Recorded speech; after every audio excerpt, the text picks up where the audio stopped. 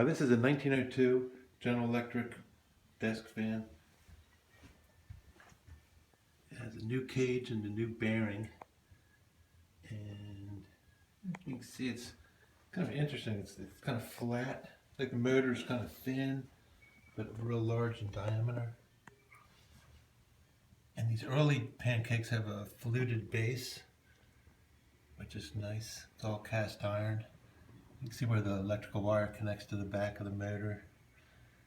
There's a speed coil, like donut shaped coil inside there with the speed switch, 5 speeds. It's all cast iron and brass. There's an oiler, that little canister underneath the bearing that has a little wick and it feeds the oil up into the bearing to keep it lubricated. It's just what they used to do. So I took this apart and cleaned it. It was actually in pretty good shape. Just had to clean some heavy corrosion off of some parts and oil it up and clean it. It's not bad. It's a pretty nice fan. So I'll show you how it runs.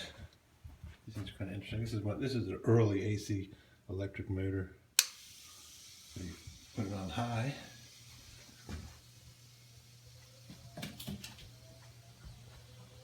Puts out a lot of wind. Amazing.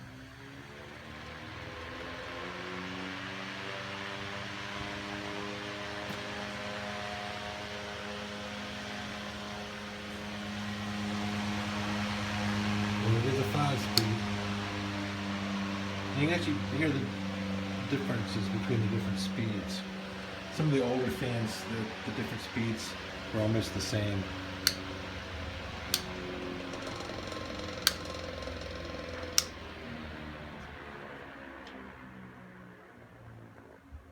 So there it is. It's a nice fan.